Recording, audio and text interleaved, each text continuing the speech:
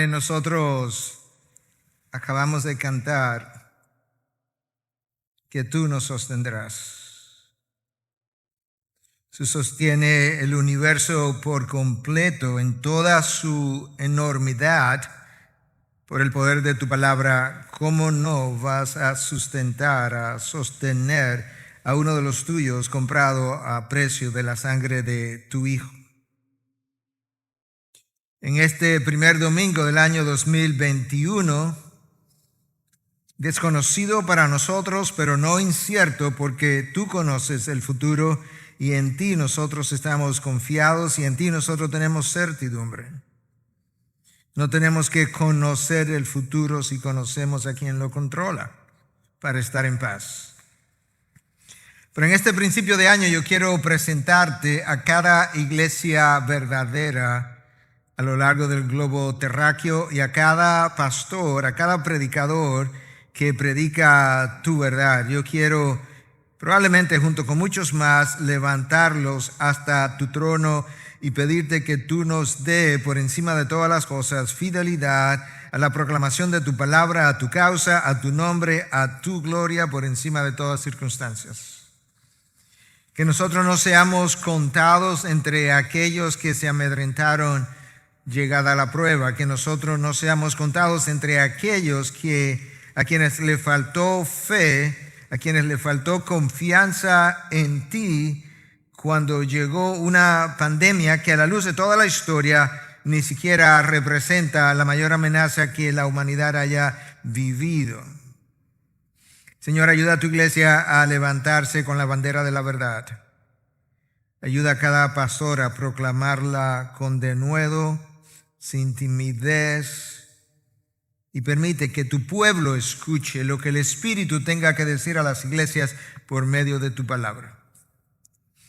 Señor, de manera particular, para lo que tiene que ver con nosotros en esta mañana, yo quiero hablar de tu carácter por encima de todas las cosas en medio de esta pandemia, y hablar de tu carácter es confesar nuestra incapacidad para hacerlo.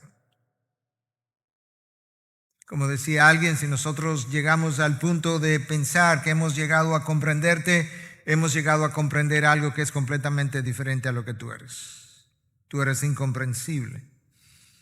Pero yo te pido que por el poder del Espíritu, el poder que creó y sostiene el universo, tú me sostenga ahora en la predicación de tu palabra. Renueve mi mente, refresque mis pensamientos, me dé soltura de ideas y de palabras, y que aquellos que escuchan pues puedan no solamente escuchar, sino también entender, y por el entendimiento recibir convicción y poder aplicarlo a sus vidas. Te lo pedimos en Cristo Jesús. Amén. Amén. Bueno, yo creo que para nadie es un secreto que nosotros seguimos más bien en medio de una pandemia. Tampoco es un secreto que muchos de los gobiernos han recrudecido sus medidas y han aumentado obviamente sus restricciones debido a un aumento del número de casos a lo largo de lo que es nuestro planeta.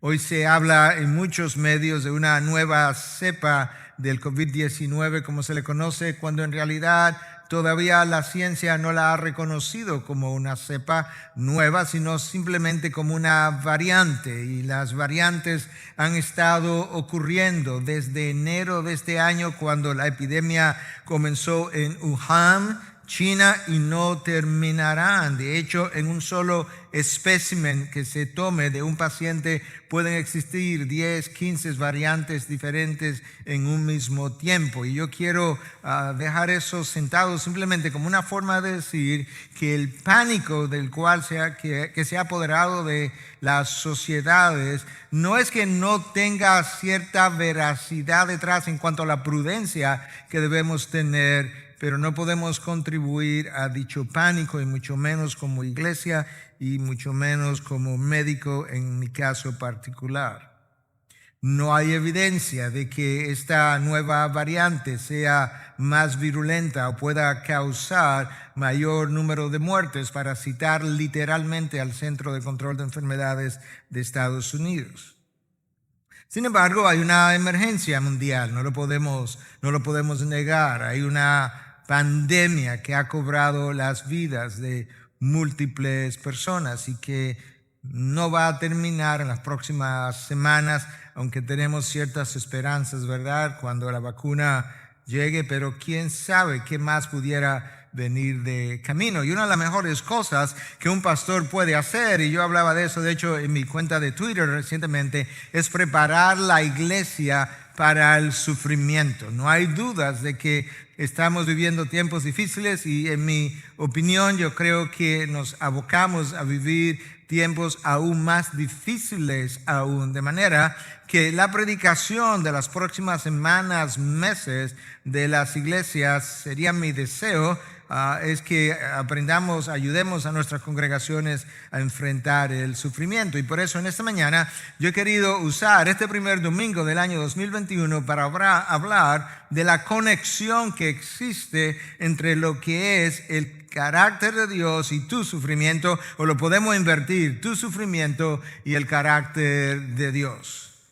La palabra de Dios habla continuamente de esta relación o de esta tensión que existe entre dos grandes realidades: la realidad del dolor humano, del drama humano del dolor, que es inmenso continuamente, y el otro extremo de otra realidad al mismo tiempo que la palabra declara, es el corazón bondadoso de nuestro Dios, que siendo todopoderoso no termina de poner fin a la tragedia humana.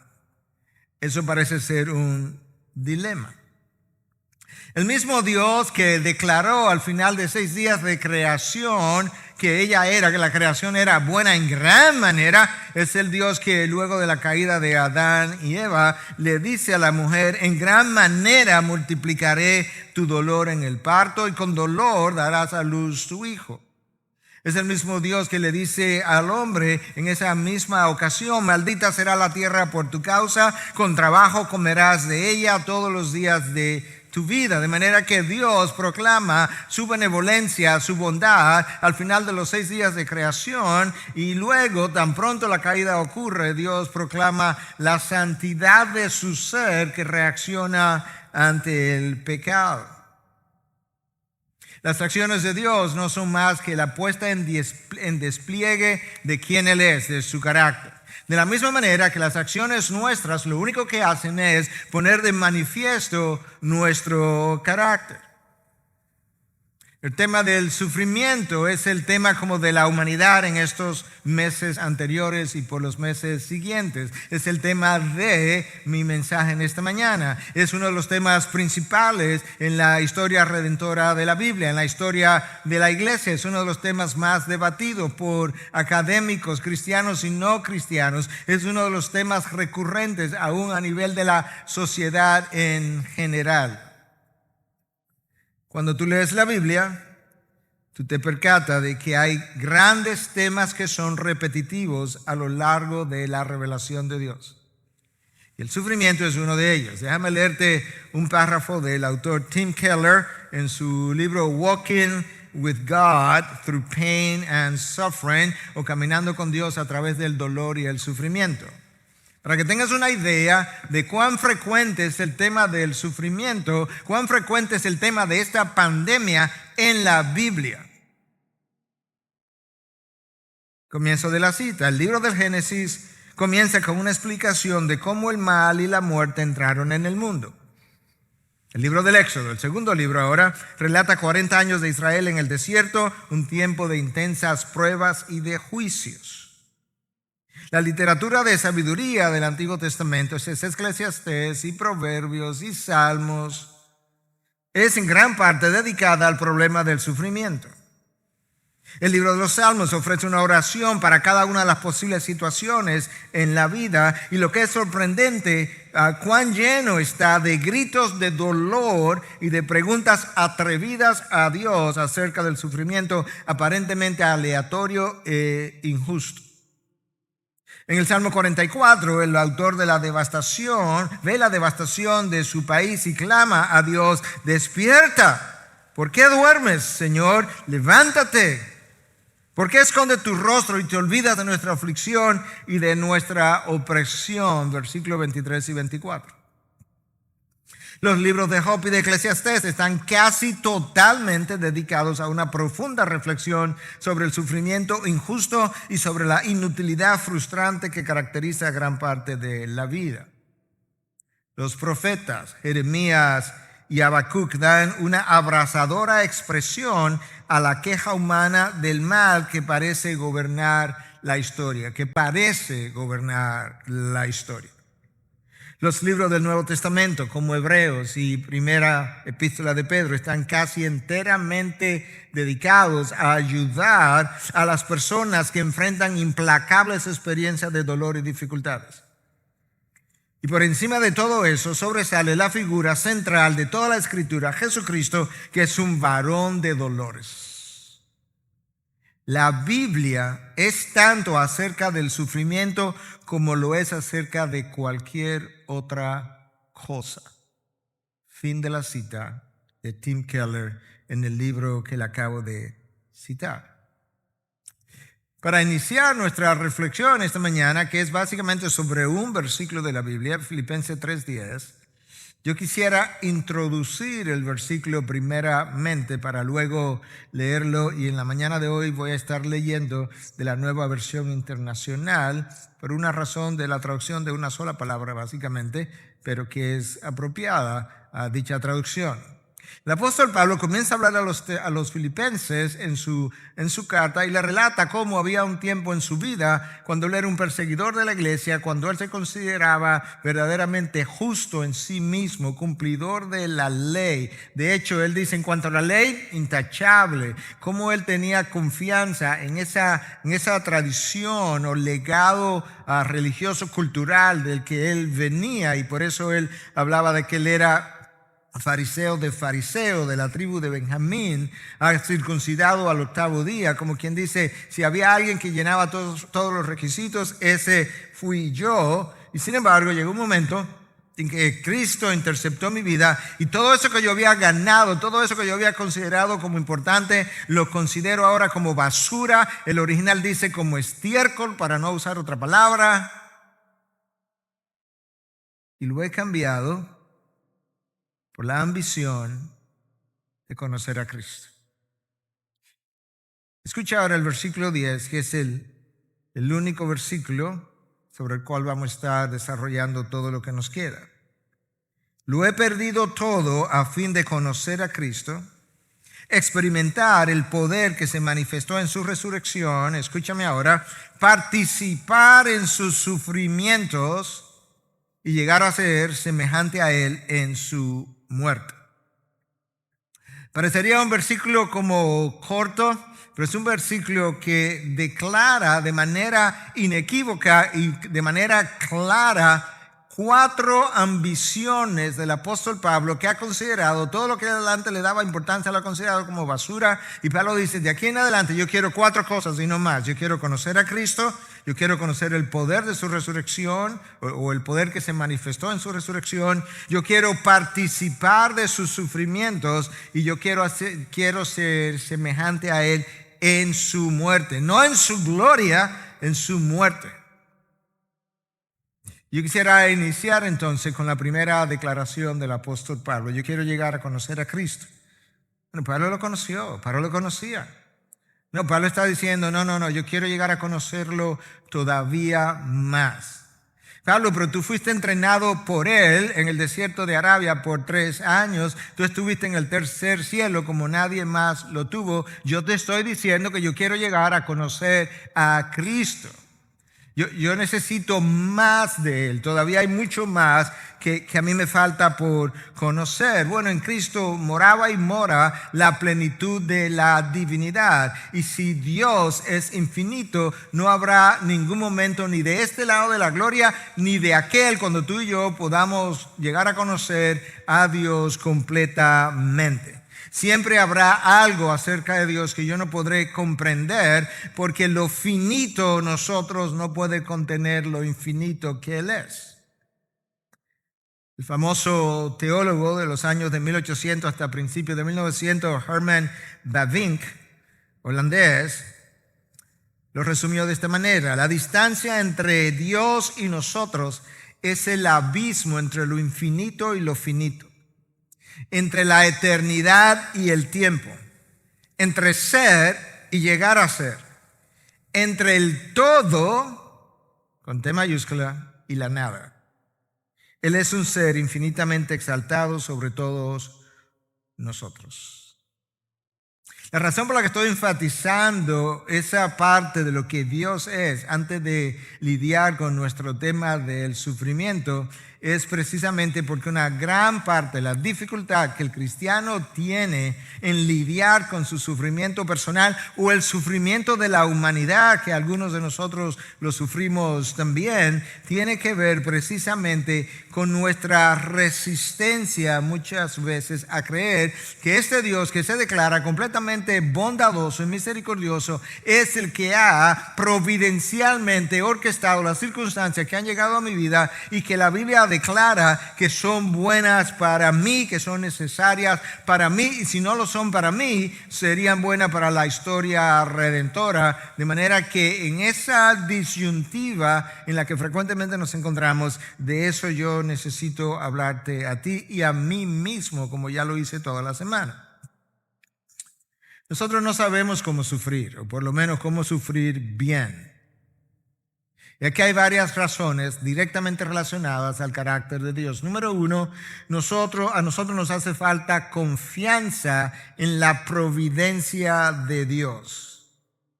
Y la providencia de Dios tiene que ver con la manera como Dios ordena de manera activa y o pasiva, según el caso, todo cuanto ha de acontecer en la historia global o en la historia personal. Como decía alguien, Dios no solamente es el arquitecto de lo que debiera ocurrir, no, Él es el ejecutor a la hora de que ocurra.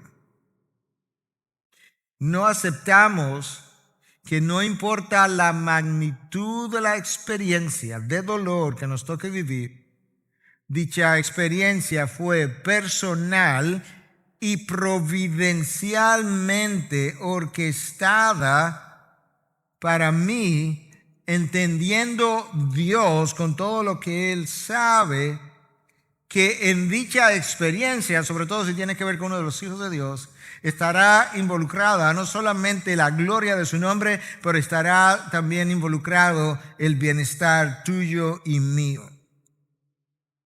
Nosotros confiamos más en nuestra propia planificación y organización de los eventos que en la providencia sabia de Dios, que tiene una sabiduría inescrutable e infinita y un poder por igual. Nosotros confiamos más en lo que nosotros podemos hacer y por eso continuamente estamos maquinando cómo vamos a arreglar nuestra vida en el presente, en el futuro.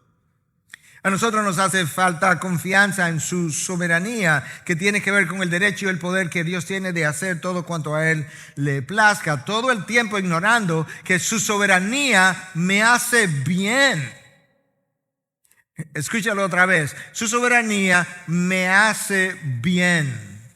Es su soberanía que permite que todas las cosas acontecidas en mi vida cooperen para mi bien. De otra manera, Dios no hubiese podido garantizar tal cosa. A nosotros nos hace falta confianza en su misericordia para entender que no importa el desierto de dolor por el cual yo atraviese, la realidad, si la verdad es conocida, yo merezco algo peor. Quizás algunos están ya apagando el computador o la televisión. Nos hace falta confianza en su fidelidad. Su fidelidad no es otra cosa que su amor fiel para con los suyos. Bien decía Alistair Begg que se progresa más espiritualmente a través de fracasos y lágrimas que a través del éxito y la risa. Déjame decir eso una vez más. Es una cita de Alistair Begg. Se progresa más espiritualmente a través del fracaso y las lágrimas que a través del éxito y la risa. A nosotros nos hace falta confianza en su gracia, que me será suficiente para ser sostenido en medio de la adversidad.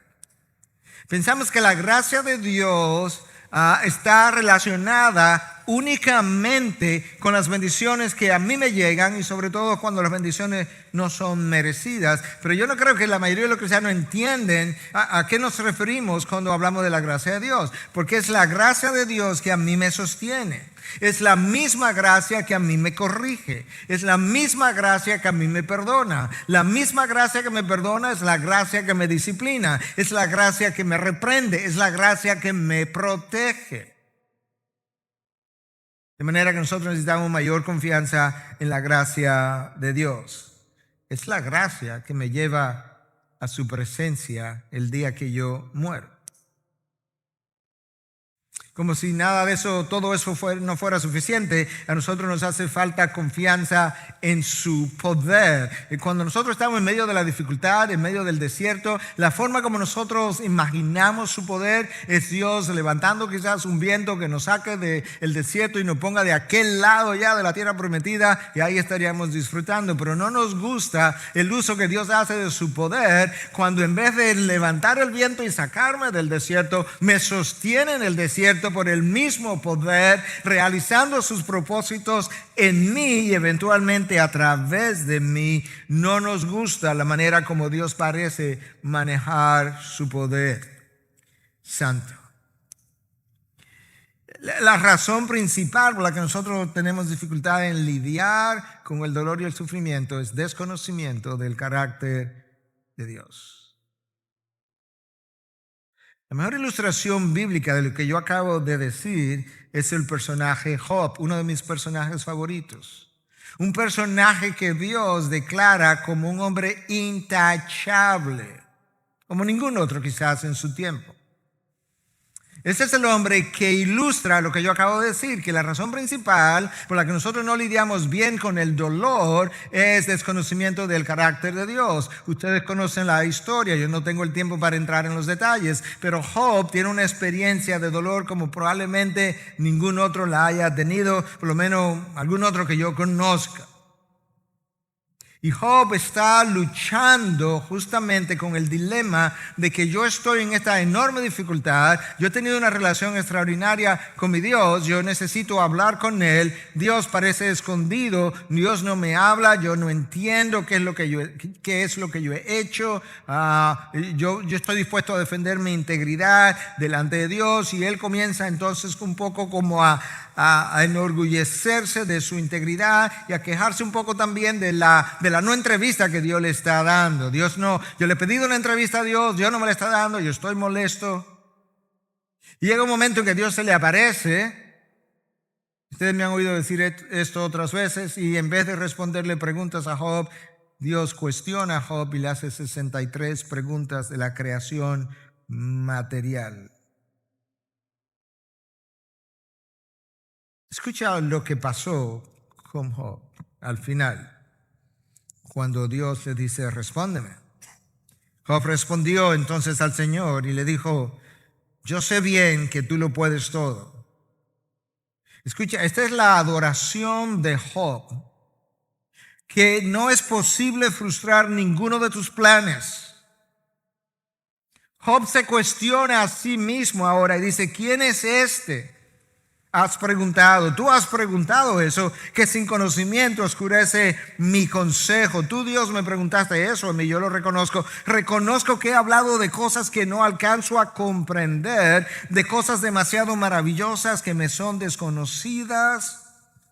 Dijiste, ahora escúchame, yo voy a hablar, yo te cuestionaré y tú me responderás. Es como que Job ahora como que para a Dios y dice, eso fue lo que tú dijiste, pero no, oye lo que yo te voy a decir. Es que yo de oídas había oído hablar de ti, pero ahora te veo con mis propios ojos. Esa es la adoración de Job al final de su experiencia, cuando él ha llegado a entender mejor el carácter de Dios. Mientras tanto, mientras él desconocía de cosas, mientras él desconocía el carácter enormemente bondadoso de Dios, que tenía todo a favor de él tenía múltiples preguntas. Llegado el momento, Job dice: no, ya yo entendí, es que no te conocía bien, apenas había oído de ti, ahora mis ojos te han visto. Adoración. Ahora su arrepentimiento. Próximo versículo, versículo 6, capítulo 42. Por tanto me retracto de lo que he dicho y me arrepiento en polvo y ceniza. Una vez Job llegó a ver a Dios por lo que verdaderamente Él es. Estas son sus dos respuestas: adoración y arrepentimiento. Y eso es como es todo el tiempo. Llegar a conocer a Dios te lleva a un espíritu de arrepentimiento continuo y a un estilo de vida de adoración. Es imposible sufrir bien para la gloria de Dios y con gozo, como lo hizo el apóstol Pablo, sin conocer el carácter de Dios. Y aunque el carácter de Dios se revela de alguna forma en su creación, primer libro, de una otra forma en la historia de los eventos, como su providencia los orquesta, segundo libro, el carácter de Dios es mejor revelado en el libro de los libros, que es su palabra, que nosotros le conocemos como la Biblia. De manera que si vamos a preparar la iglesia para sufrir bien, nosotros tenemos que enseñar a la iglesia acerca del carácter de Dios, porque es el carácter de Dios que me ayuda precisamente a entender y a tener la actitud que yo necesito para poder atravesar los desiertos de la vida o poder procesar incluso las experiencias amargas de los desiertos pasados, porque fuera del carácter de Dios, el amargo permanece conmigo. Ese no fue el caso de José, que pasó por la cárcel por años y al final él le dice a sus hermanos, Génesis capítulo del 46 al 50 más o menos, ahí está la historia: ustedes lo intentaron, lo quisieron para mal, mi Dios lo quiso para bien. Déjame decirte algunas cosas. Conocer mucha teología no necesariamente me lleva a sufrir bien, como tampoco lo hace el ser un gran apologista. De manera que el conocimiento que yo necesito y al que el Pablo se está refiriendo aquí cuando dice yo quiero llegar a conocer a Cristo, no es intelectual. No es decir, Señor, yo te recibo, yo te reconozco como Señor y Salvador. No, es vivencial, es una experiencia de intimidad, de comunión con Él, donde tú llegas a conocer cosas que no podías conocer simplemente leyendo material de lectura, por así decirlo. Es a eso que Pablo se está refiriendo. Déjame citarte una vez más las palabras de otro autor o autora, Diane Lambert, en su libro Suffering and the Heart of God, el sufrimiento y el corazón de Dios. Y dice, la adoración tiene que ser primero, de lo contrario nos vamos a exaltar a nosotros mismos y vamos a llegar a pensar que la terrible situación que vivo no fue orquestada por Dios para mi vida. ¿Escuchaste? La adoración tiene que ser primero, porque sin eso vamos a llegar a pensar que la terrible situación en la que yo me encuentro, no, eso no fue orquestado por Dios para mi vida.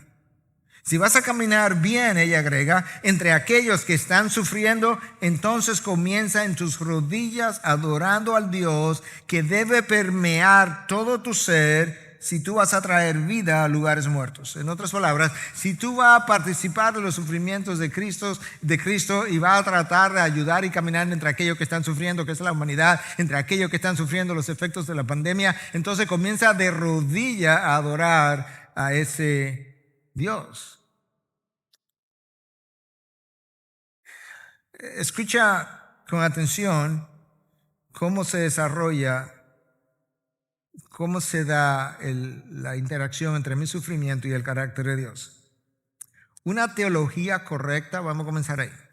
Una teología correcta prepara mi mente para sufrir para su gloria.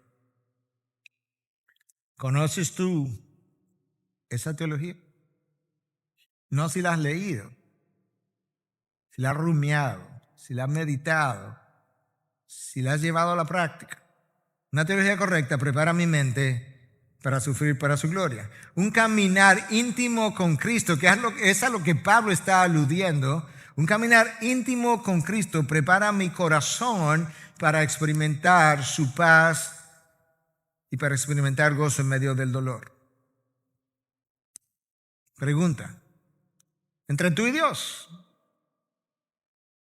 Hermano, nada de eso tiene la intencionalidad de acusarte, tiene la única intencionalidad en el amor de Cristo y con el corazón pastoral que quiero tener, es ayudarte a vivir como Dios quiso que vivas, prepararte para sufrir bien.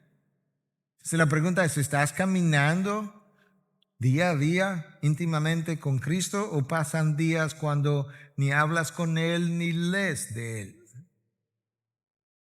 Un espíritu sumiso, hablamos de la mente, del corazón, un espíritu sumiso prepara mi voluntad para sufrir con gratitud, como reconocimiento de la bondad de Dios para conmigo, aun si estuviera clavado en una cruz. Un espíritu sumiso me prepara para sufrir con gratitud. La queja no es gratitud por definición. De paso, hablando de que tú puedes sufrir con gratitud, aun si estuviera clavado en una cruz, Dios Padre abandonó a su Hijo en la cruz para que tú y yo no tuviéramos que ser abandonados por Él. Finalmente, un carácter piadoso, finalmente en términos de cómo prepararnos para el sufrimiento, no finalmente en términos del mensaje, un carácter piadoso me prepara para ser un buen testigo de la cruz de Cristo como testimonio para aquellos que observan. Hermano, la gente que vive a tu alrededor, que está a tu alrededor, que te escucha, que ve tus acciones, se hace juicios acerca de Dios y de la fe que tú dices profesar cuando me oye hablar, actuar, de manera que un carácter piadoso hace de nosotros un buen testigo para aquellos que nos observan. Nada de eso ocurre sin conocer el carácter de Dios. Déjame decir esto para que lo atesores ahí en tu corazón y sobre todo si alguna vez tú has estado en dolor y sufrimiento significativo. Mi falta de conocimiento íntimo del carácter de Dios convierte mi dolor en un infierno y mi vida en una muerte lenta. Déjame decir esto otra vez. Mi falta de conocimiento íntimo del carácter de Dios convierte mi sufrimiento en un infierno. Pregúntale a los israelitas en el desierto. Convierte mi dolor en un infierno y mi vida en una muerte lenta. Pablo dice en el versículo 10 de Filipenses 3 que él quiere llegar a conocer a Cristo. Ya tú lo conoces, Pablo. No, pero tú no entiendes. Es que hay tanto más que conocer. Mi segunda ambición en ese texto, dice Pablo, es que él quiere conocer el poder que se manifestó en su resurrección. ¿Cuál fue el poder que se manifestó en su resurrección? Bueno, este texto no lo dice, pero como la palabra responde a la palabra, entonces yo puedo ir a otro texto que me dicen cuál fue ese poder. Romanos 8, el apóstol Pablo explica que Cristo fue levantado de entre los muertos por el poder del Espíritu Santo. Pablo está diciendo, ahora que el Espíritu de Dios mora en mí, ahora que yo he decidido conocer a Cristo, además yo quiero conocer la plenitud del Espíritu que moró en Cristo y que lo llenó a toda capacidad, a todo el tiempo, hasta el punto que aún en la cruz, el texto de Hebreos dice que Cristo se ofreció allí por el Espíritu eterno. Pablo dice, yo quiero llegar a conocer el poder de ese Espíritu que se manifestó en su resurrección. Ese es el Espíritu que empodera a cada creyente para vivir una vida digna de su llamado, cerca de Dios y lejos del pecado. Una vez más, el Espíritu que levantó a Cristo entre los muertos mora en nosotros. Ese es el Espíritu que te empodera a ti y a mí para ayudarnos a vivir una vida digna de nuestro llamado, cerca de Dios y lejos del pecado. Ahora dice, yo quiero llegar a conocer ese poder. Nosotros fuimos llamados de la mundanalidad a la piedad. Y eso tiene que ver con una vida de excelencia moral. El poder de vivir de una manera tan distintiva, como acabo de mencionar, es a través de nuestro conocimiento de Cristo, que entonces resulta en una llenura del Espíritu. Y entonces yo puedo caminar de esa forma. A la hora de sufrir es imposible hacerlo de una manera que honre a Dios si no estamos llenos del Espíritu. Ahí está el problema. La mayoría de nosotros, los hijos de Dios, no sabemos sufrir bien y no sabemos sufrir bien porque nos falta llenura. No nos falta plenitud del Espíritu, nos falta llenura del Espíritu. En otras palabras, el Espíritu mora en mí en toda su plenitud, pero no hay una demostración, una expresión completa del poder que Él quiere hacer evidente en y a través de mí, porque yo no acabo de ceder todo mi control a Él. Es la falta de llenura en nosotros que hace que nos resistamos en medio de la dificultad a lo que Dios quiere hacer en nosotros y a través de nosotros. Antes de salir de esa ambición número 2 que estoy exponiendo del apóstol Pablo, permíteme decir un par de cosas más. Experimentar el poder de la resurrección no nos quita el dolor de la experiencia. Yo quiero decir algo porque yo no quiero ser malinterpretado. Yo no quiero decir que la llenura del Espíritu me evita la experiencia. No. Tampoco quiero decir que la llenura del Espíritu me adormece como una anestesia el dolor de la experiencia. Tampoco. La realidad es que el dolor, permítame ser repetitivo, duele. Y duele profundamente. Eso es una realidad que no podemos eludir. Ciertamente yo puedo hacer algo para la gloria de Dios, eso no elimina la realidad del dolor. La llenura del Espíritu no nos evita atravesar por experiencias dolorosas. Entonces, ¿qué es lo que hace, pastor? Lo que la llenura del Espíritu hace es que toma las experiencias de dolor y las convierte en gloria. Y ahí hay una enorme diferencia entre el cristiano y el no cristiano. Nosotros no fuimos llamados a sufrir con resignación y ni siquiera a sufrir con aceptación, porque a veces decimos, bueno, que hay una diferencia entre resignación y aceptación, y lo hay. Pero nosotros no fuimos llamados simplemente a sufrir con aceptación. Nosotros fuimos llamados a experimentar gozo en la tribulación. ¿Y cuál es la razón? En Hechos 5 se nos cuenta brevemente de una historia que nos explica la razón. Pablo y Juan han sido encarcelados por estar predicando a causa de Cristo y antes de ser sueltos, pues son llamados por los magistrados y le dan una paliza.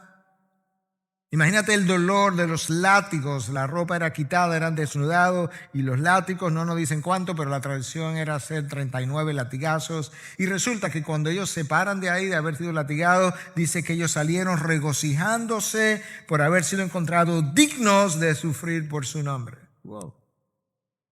¿Te das cuenta que la llenura del Espíritu toma el dolor y lo convierte en gloria? Esta gente sufrió el dolor, no simplemente lo aceptó, sino que tomó el dolor, lo convirtió en gloria hasta el punto que al salir de allí salieron regocijándose porque entendieron que ellos habían sido encontrados dignos de sufrir por su nombre. De manera que cuando te encuentres quizás en una experiencia de dolor diferente, en un desierto como el de Job o en cualquier otro, quizás la manera como debiéramos pensar, de alguna manera Dios ha confiado, lo estoy poniendo en comillas, confiado en mí y me ha encontrado digno de sufrir esta causa, esta dificultad, este desierto, este tiempo, esta pandemia por causa de su nombre o esta pérdida. Wow. Sin llenura, tú no puedes hacer eso. Pablo tiene una tercera y una cuarta ambición. La tercera, Pablo desea participar de los sufrimientos de Cristo. Pablo quería vivir en cercanía de su Señor de tal manera que él deseaba experimentar, guardando la distancia, los mismos sufrimientos que su Señor había pasado. Como dice un autor, Pablo, es una ilustración, dice, Pablo no quería llegar al cielo y encontrarse con Esteban y pensar que tuviera que contarle a Esteban que él murió de otra forma distinta a la que él murió, que fue decapitado, como que eso hubiese sido medio vergonzoso para Pablo.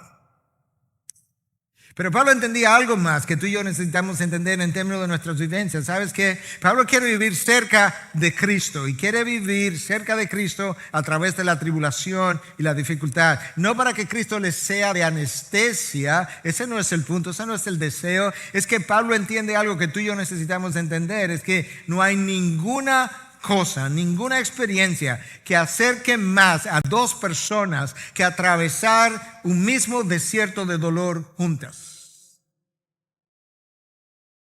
No hay nada que acerque más a dos personas que atravesar una experiencia de pérdida, de dolor, de sufrimiento, unidas con un mismo propósito. De manera que Pablo estaba convencido que pasar por el dolor en compañía de Cristo lo uniría de una manera mucho más íntima.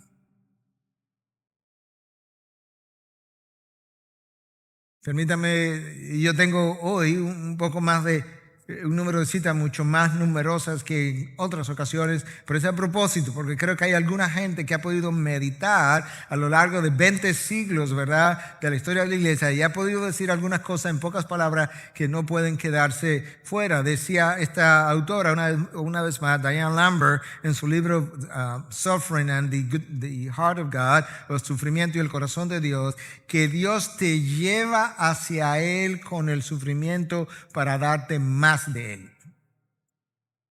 Wow.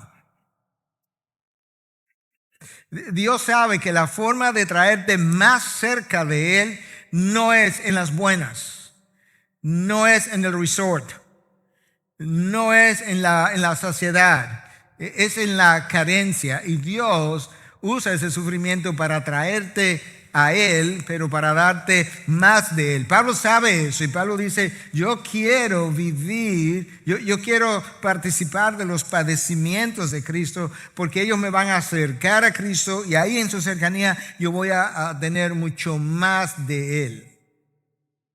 Ahora es obvio en el contexto de la carta a los Filipenses y aún de este corto texto que cuando Pablo habla de participar en los padecimientos de Cristo, el contexto inmediato en su gran mayoría probablemente tenga que ver con dificultades relacionadas a la causa de Cristo, pero por extensión y como aplicación 20 siglos después, no hay duda de que eso es verdad acerca de todas las experiencias de dolor y dificultades y sufrimiento por las cuales tú y yo atravesamos. Para participar de los sufrimientos de Cristo, como Pablo está deseando y como es su ambición, no solamente yo necesito el poder de la resurrección que habita en nosotros, pero yo necesito también entender y tener la perspectiva correcta acerca del tema que estamos tratando. Yo decía en un mensaje de varias semanas atrás, en un contexto en particular, perspectiva lo es todo. Obviamente alguien podría decir, no, Cristo es todo. Yo no estaba hablando desde ese ángulo. Desde el ángulo que estaba hablando, decía, perspectiva es todo. Y ahora, con relación al sufrimiento, desde el ángulo que lo quiero abordar en ese momento, perspectiva es todo. Porque escucha, el mismo apóstol Pablo, escribiendo en la misma carta a los Filipenses, más tempranamente, en 1:29, lo que él le dice. Porque a ustedes, nosotros, los que me escuchan, ya que hoy no tenemos audiencia, ustedes se les ha concedido no solo creer en Cristo, sino también sufrir por Él. Vamos a obtener ahora una visión, una perspectiva correcta de cómo es el dolor y el sufrimiento aquí debajo del sol. Déjame tratar de llevar esto un poquito más cerca ahora. La palabra aquí es concedido, a vosotros se les ha concedido. En el original, en el griego, la palabra es charizomai. ¿Y sabe lo que significa esa palabra en su sentido original? es un don o un regalo. Entonces esto es lo que Pablo está diciendo. A vosotros se les ha regalado, se le han dado dos regalos o dones. Una es creer en Cristo, claro que eso es un don. Y la otra es sufrir por Él, como don, como regalo. Perspectiva lo es todo, porque ahora si yo tengo esa perspectiva de los desiertos de la vida, yo voy a entender que parte de mi llamado es llegar a creer, y después de creer, habiendo sido empoderado por el Espíritu del cual ya hablamos, habiendo llegado a conocer a Cristo, ahora yo puedo sufrir por Él. Me equiparon para tal cosa. Primero tú crees, luego tú sufres. Primero tú crees, luego tú sufres. Ah, no, pastor, pues mejor no creo. Bueno, sufrirás por la eternidad. Si hay algo que prueba cuán genuina es nuestra fe, es la presión a la que somos sometidos. De manera que primero tú crees y luego se prueba cuánto tú has creído y si verdaderamente has creído, y no hay nada como el dolor y el sufrimiento para hacer tal cosa. Yo decía que el Espíritu de Dios que mora en ti, porque ahora Pablo está hablando de que él quiere participar de los sufrimientos de Cristo. Y yo acabo de decir que tú no puedes hacer eso sin conocer a Cristo íntimamente, no puedes hacer eso tampoco sin experimentar el poder del Espíritu que lo levantó de los muertos, pero tampoco puedes hacer eso sin tener la perspectiva correcta. Y yo decía hace un momento atrás que el poder del Espíritu no evita que yo pase por las circunstancias difíciles de la vida, ni anestesia mi dolor. E incluso yo podría decir, sin temor a equivocarme, que la habilidad de perseverar bajo grandes experiencias de dolor ni siquiera es exclusivamente cristiana. Te lo voy a ilustrar. Viktor Frankl fue un psiquiatra en los campos de concentración de Hitler. Él salió de allí. Después que salió, escribió más de 20 libros. Uno de sus libros más famosos es Man's Search for Meaning, o La búsqueda del hombre por significado, o la búsqueda de significado por parte del hombre, de cualquier manera que tú quisieras traducirlo. Y él decía, él observó, no fue cristiano, nunca llegó a ser cristiano, que el hombre tiene una inmensa capacidad para resistir el dolor siempre y cuando él pueda permanecer con algo de esperanza. Entonces la pregunta sería, ¿cuál es la diferencia entre eso y el sufrir cristiano, el cristiano capacitado? Lo que establece la diferencia entre ese tipo de modelo de Viktor Frankl y el modelo nuestro es que el que está lleno del Espíritu ha alcanzado madurez cristiana, y esa madurez, escúchame, permite convertir en gloria lo soportado. Otra vez, yo quiero volver ahí porque eso es exactamente lo que Cristo hace en la cruz. La diferencia principal entre un cristiano que sufre como Dios nos ha llamado a sufrir y un no cristiano que sufre y soporta es justamente que solamente aquel que ha sido empoderado por el Espíritu y tiene la perspectiva correcta de la Biblia, que la Biblia nos da, tiene la capacidad de tomar la experiencia por la cual él está atravesando y convertirla en gloria. Wow. Y una de las funciones pastorales principales para la iglesia de este siglo, y estoy convencido, lo voy a seguir diciendo, me van a seguir oyéndolo, prepara tu iglesia para el sufrimiento. Ya sea para la persecución, que está más cerca de lo que te imaginas, para la resistencia o para las fricciones generales de este mundo como la estamos enfrentando hoy con esta pandemia, y que podamos ser de ejemplo y marcar la diferencia entre aquellos que no saben cómo sufrir y los que sufren bien. Y finalmente, número 4, el apóstol Pablo tiene otra ambición en este versículo y dice, yo quiero llegar a ser semejante a él en su muerte. ¿Qué significa eso? Bueno, Cristo entró en el drama humano del dolor desde el momento de su nacimiento, en un pesebre. Poco tiempo después, sus padres tuvieron que salir huyendo a Egipto, justamente porque iban a matar a todos los niños menores de 2 años de edad en la región donde él se encontraba. De manera que si hay alguien identificado con el dolor humano, es el Hijo de Dios que entró en la historia de ese drama. Y Él decidió entrar en la historia del drama del dolor humano para sacarnos de dicho dolor y llevarnos a su gloria. Pablo quiere ser parte de ese drama humano. Pablo entiende que Cristo, obviamente, Él no puede sufrir de una manera redentora para redimir pecados como Cristo lo hizo, pero Él puede sufrir en la proclamación del Evangelio para la causa redentora, y en ese sentido Él quiere llegar a ser semejante a Cristo en su muerte. Pablo entendió, mi vida no se trata de mí, ni mi salvación tampoco. Mi vida y mi salvación, ambas cosas se tratan de la gloria de Dios y de la salvación que otros pudieran alcanzar, que también van a traer mayor gloria a nuestro Dios. De manera que una vez tú y yo hemos experimentado salvación, nosotros no podemos ser egoístas y quedarnos con el mensaje de la salvación para nosotros, como tampoco podemos ser egoístas y quedarnos en la conveniencia, en la comodidad, pensando, bueno, ya yo soy salvo, Dios es soberano, si Él quiere salvar a alguien no sé dónde, bueno, Él tiene forma de hacerlo, cuando en realidad el apóstol Pablo entendía, no, yo soy una de esas formas de hacerlo. El mayor sufrimiento que el ser humano puede experimentar no está relacionado a ninguna de las cosas que nosotros llamamos dolor. No está relacionado a enfermedades, no está relacionado a pérdidas, no está relacionado a relaciones, no está relacionado a circunstancias económicas, no está relacionado ni siquiera a hambre. El mayor sufrimiento que el mayor dolor que el hombre puede experimentar está directamente relacionado con su condición interior, su condición de pecado que lo separa de Dios y que potencialmente lo podría separar por toda la eternidad en una ausencia de Dios absoluta, sin ninguna esperanza de salir de allí. No hay mayor dolor que dicha experiencia. El tiempo ha ido corriendo y yo tengo que ir como concluyendo y al mismo tiempo hacer una aplicación final. Yo quiero mencionarte en el tiempo que me queda varias premisas para sufrir bien que la Biblia apoya, aparte de ya todo lo que hemos dicho. Premisa número 1, que ya mencionamos: sufrir es parte de nuestro llamado y a la luz de la palabra es considerado un privilegio.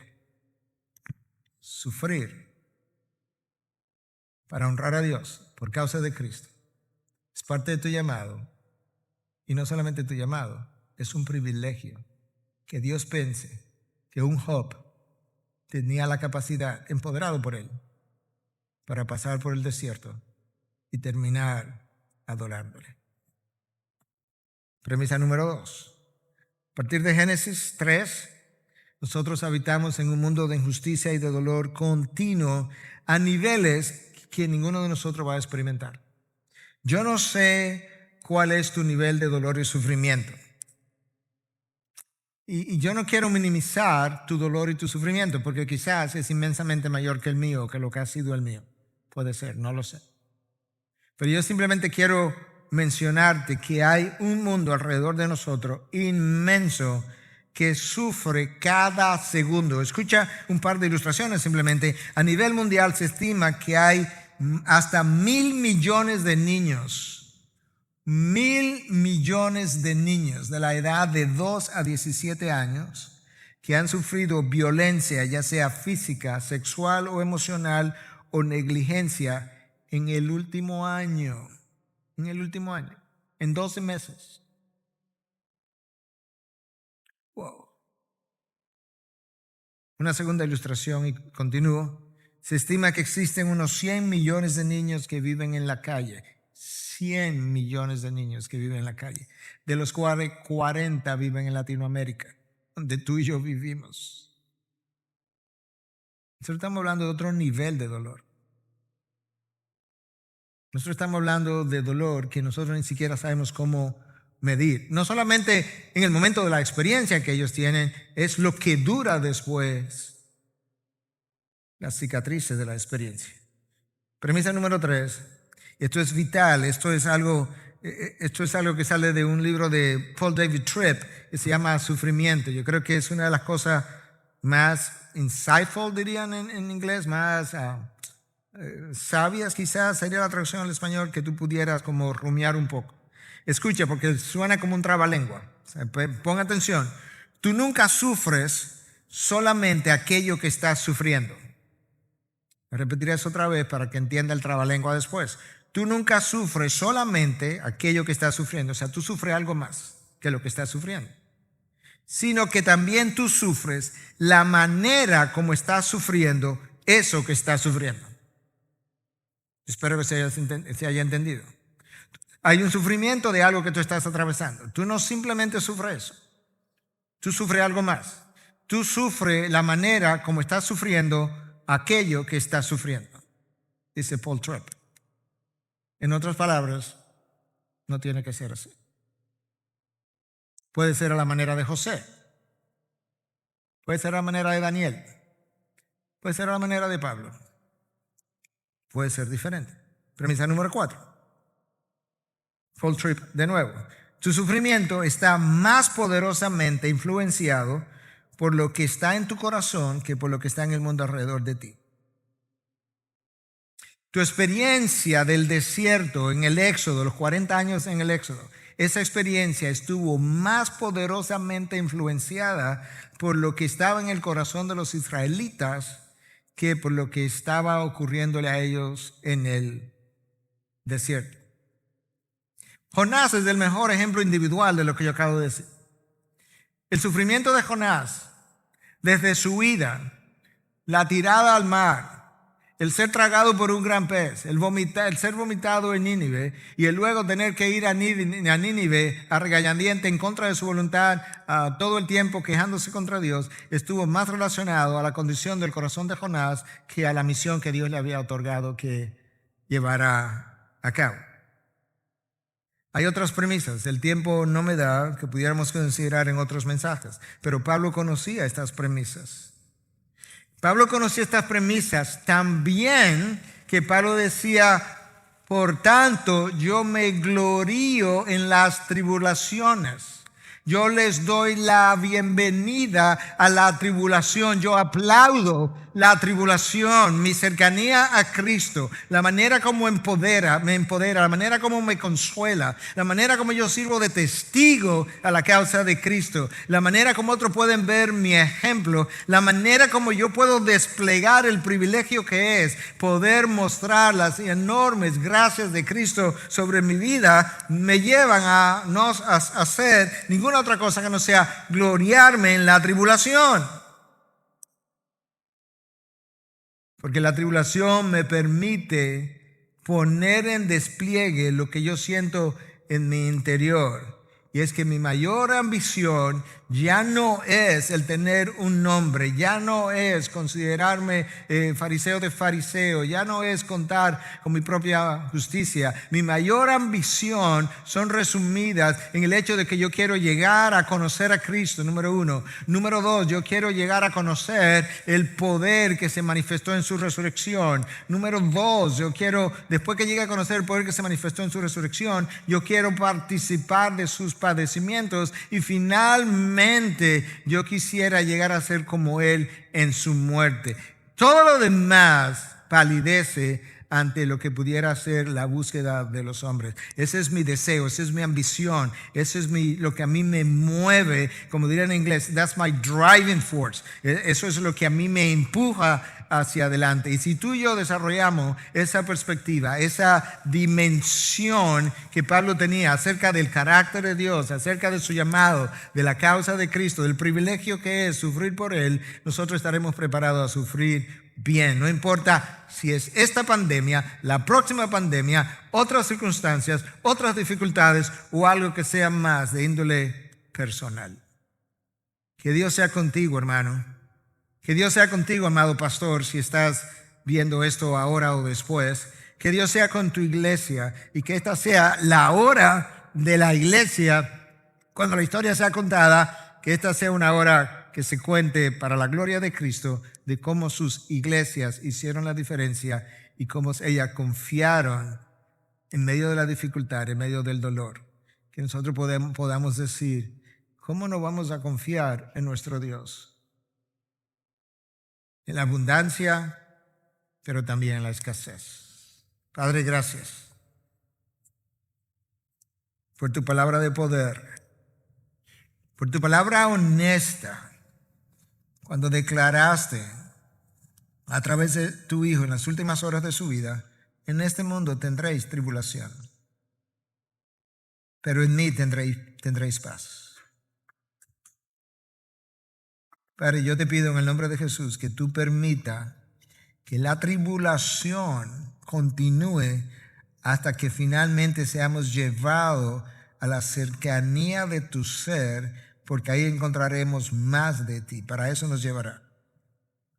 Pero que nuestro conocimiento no sea mental, cerebral, intelectual, que sea de una comunión íntima contigo, que sabe rumiar lo que tú has puesto en tu palabra para alimentar la mente, consolar el corazón,